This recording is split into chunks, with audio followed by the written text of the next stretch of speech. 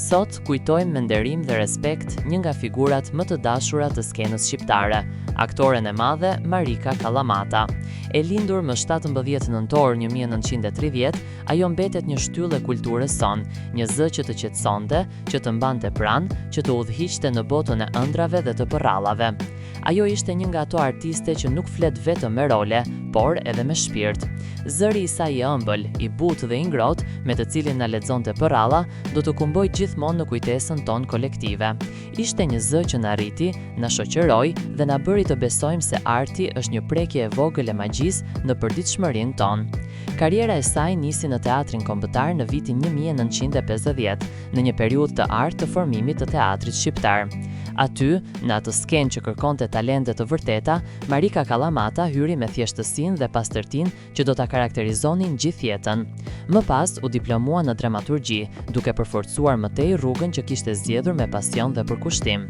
Gjatë më shumë se 3 dekadave të pranishme në skenë dhe ekran, ajo luajti mbi 60 role në teatr dhe 16 role në film. Ndër personazhet më të paharrueshëm mbeten Aspazjat e Karnavalet e Korçës, një figurë plot jetë, humor dhe shpirt korçar, dhe Ortensiat e Zonja e Bujtinës, një rol i plot, fin dhe i paharrueshëm. Ajo jepte çdo personazhi diçka të veçantë, një lloj qetësie të brendshme, një ngrohtësi që nuk luhej, por vinte nga natyra e saj e mirë. Kontributi i saj jashtëzakonshëm artistik u vlerësua me të gjitha klaset e titullit Naim Frashëri, një arritje e rradhë për një artiste të skenës shqiptare. Në vitin 1985, ajo mori dekoratën e lartë artiste e merituar, duke u renditur ndër emrat më të nderuar të artit ton kombëtar.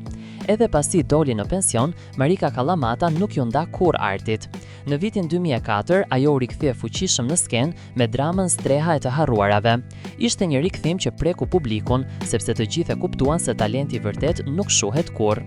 Duartrokitjet e atij viti ishin një falënderim i madh nga publiku për gjithë dekadat e sakrificës, punës dhe dashurisë që ajo kishte dhënë. Aktoria e dashur Marika Kalamata u nda nga jeta më 23 dhjetor 2019, por njerëzit si ajo nuk largohen kurrë plotësisht. Ata mbeten në libra që kanë lexuar me zërin e tyre, në filmat që kanë luajtur, në skenat që kanë prekur dhe në zemrat e publikut që i ka dashur. Marika Kalamata mbetet një prej atyre zërave që nuk veniten, një zë që ruhet, kujtohet dhe rikthehet sa herë kemi nevojë për butësi, kulturë dhe shpirt njeriu. Sot, në këtë ditë kujtese, ne përulemi me respekt para jetës dhe veprës së saj.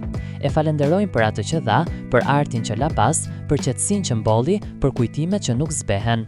Dhe këtë përkujtim e sjelli me krenari nga faqja Na ishte dikur, faqja që ruan historitë, zërat dhe kujtimet e brezave. Sepse figurat si Marika Kalamata nuk janë thjesht pjesë së shkuarës, ato janë pjesë e shpirtit ton kombëtar.